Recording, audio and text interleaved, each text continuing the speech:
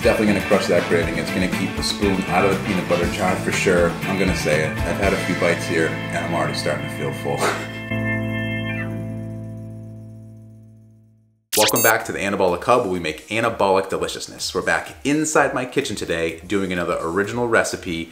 Today we're gonna be making a high protein anabolic peanut butter loaf. If you love all things peanut butter, and if you love a peanut butter meal prep snack that you can have throughout the entire week, then you are 100% absolutely going to love this recipe. It is ideal for any shredding plan, any main gaining plan, and definitely any weight loss plan. And this recipe, like 65 plus other recipes, is included in my new cookbook, a Craving Crusher cookbook to be exact. It is now available for pre-order. Link is in the description below. I think you're all gonna love being able to have all the recipes on this channel in one place, in your pocket. You can pull it out whenever you want and make any recipe. No more taking notes, no more having to watch the videos if you don't want to. You can buy the cookbook, it's all right there. It's simple, it's easy, it's delicious.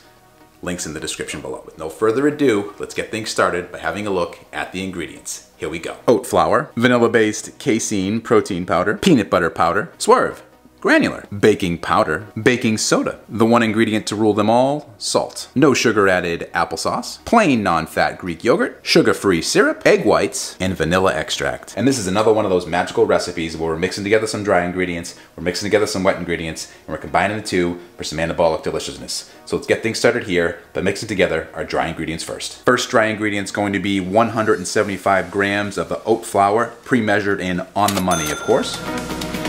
Next, we need 64 grams of our peanut butter powder using the twirl method. Side note, the Nutri-Cost vanilla-based casein protein powder does wonders in my recipes. It bakes just as well, maybe even a little bit better than my typical Optimum Nutrition casein protein powder. Can't go wrong with either one. The only thing you can't do is use whey, because whey does not bake well at all. You just shouldn't use whey. Anyway, no pun intended, well, maybe pun intended. I digress. Next dry ingredient, 99 grams of our vanilla-based casein protein powder. Then 10 grams of the swerve granular. Next is 6 grams of our baking powder. Not baking soda, baking powder. We'll get to the baking soda in a second. As promised, next up is our baking soda, 2 grams. And our last dry ingredient is going to be 5 grams of the one ingredient to rule them all, salt. Next, we need to mix or sift our dry ingredients together.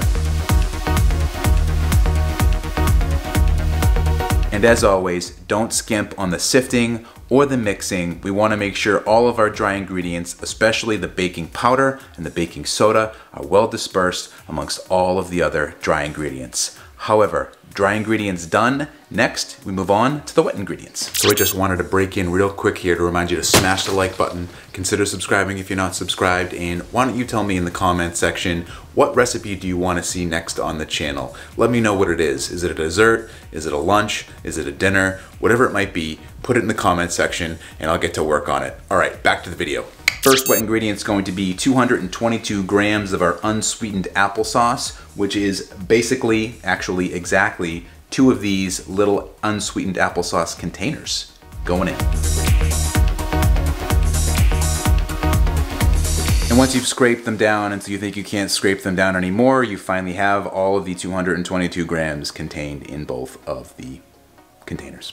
Our next wet ingredient is going to be 180 grams of the plain non-fat Greek yogurt, negative scale measuring system. And with that little bit there left on the spoon, we have 180 grams of the plain non-fat Greek yogurt. Exactly. Next wet ingredient is going to be 40 grams of our sugar-free syrup. Then 55 grams of egg whites. Last wet ingredient here is going to be 5 grams of the vanilla extract. Then we mix until well combined. And once you have one nice uniform color of all your wet ingredients, you know that you have well combined all the ingredients. Next, we need to combine our wet ingredients with our dry ingredients in 3 separate batches. Batch number 1. batch number 2, and of course, batch number 3.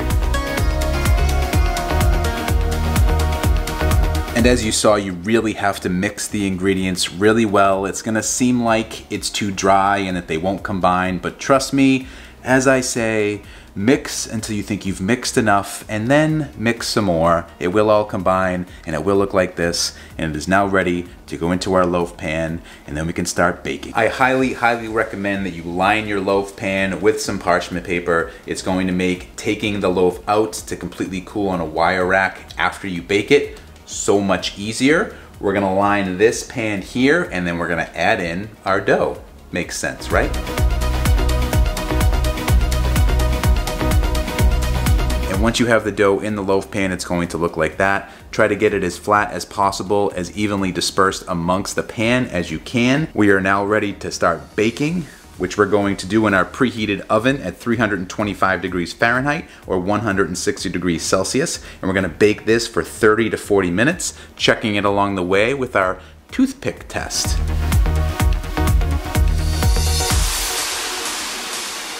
While the loaf is baking, let's go ahead and breeze through making our peanut butter frosting that we're gonna put on the loaf after it bakes and cools, starting with 25 grams of our plain non-fat Greek yogurt, negative scale measuring system.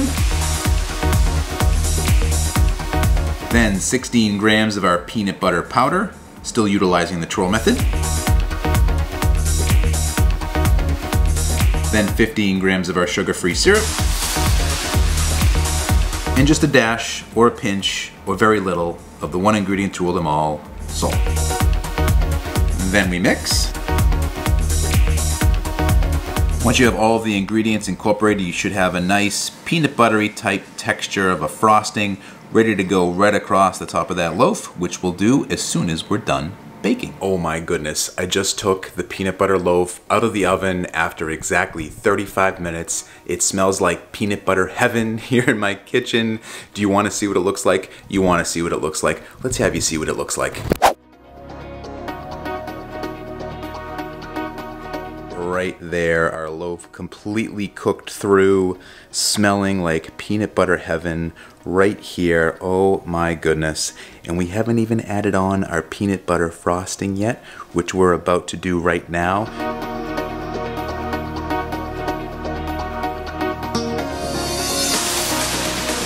And there it is, our peanut butter loaf, cooled just enough, covered in frosting, ready to slice and serve. So with no further ado, let's slice and serve.